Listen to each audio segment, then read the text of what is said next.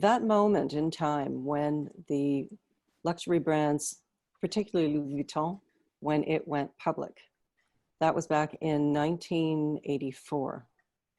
By 1985, I started to notice that there was this really big shift when aristocracy was replaced by meritocracy.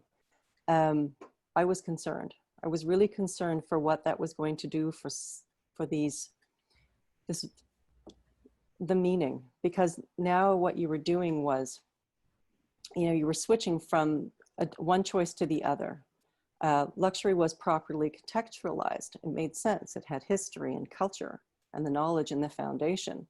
But the meritocracy put entry-level products out, starting to saturate the market and diluting the marketplace, losing the essence of what luxury truly was all about. So while it was a route to quick profits, and it made luxury more democratized, but it was all about status and seeking flashy symbols, sort of the I've made it, but without really understanding what was behind it, the whole knowledge, the craftsmanship, family history, it was all lost.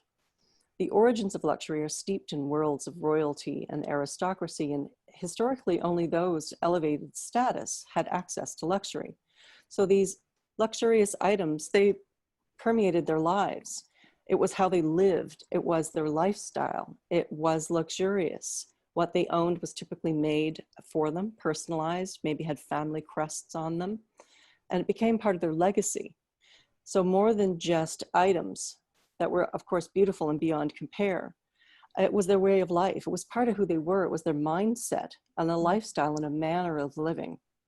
So these families growing up in these lifestyles were raised to learn about the value of things and were taught. These teachings were deeply ingrained, and the knowledge was also part of their legacy.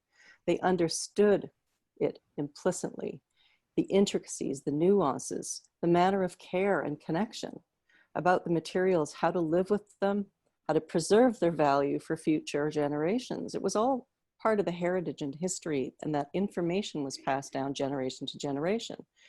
However, with this change to meritocracy, it created this societal shift, and it had an effect on the perception of luxury at the world at large, and it eliminated a very, very vital step in the luxury world. And that vital step that was missed was education. Education about luxury and its meaning. So the result is that the value and meaning were stripped away and replaced with a drive to acquire expensive stuff, and easily acquired, easily disposed of. And of course, we have a disposable society with all this mass manufacturing that's permeated the marketplace at large. So without context and understanding the history, the value, what worth, value, learning about craftsmanship, it was gone.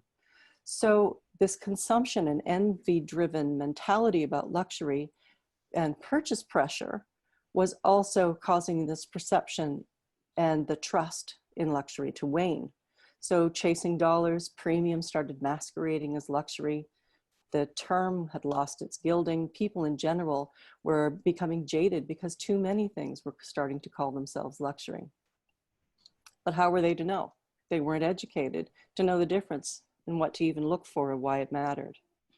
So now in a post-COVID world, we have an opportunity to course correct and what should have been done long ago, educate and return to the meaning of luxury. So we're starting this luxury revolution with our new show as a re-evolution to put the meaning back into luxury and choose the route we didn't choose in the past when we were at the crossroads. We're going back to retrieve what was lost in order to move forward in a much more meaningful direction and create real value for people.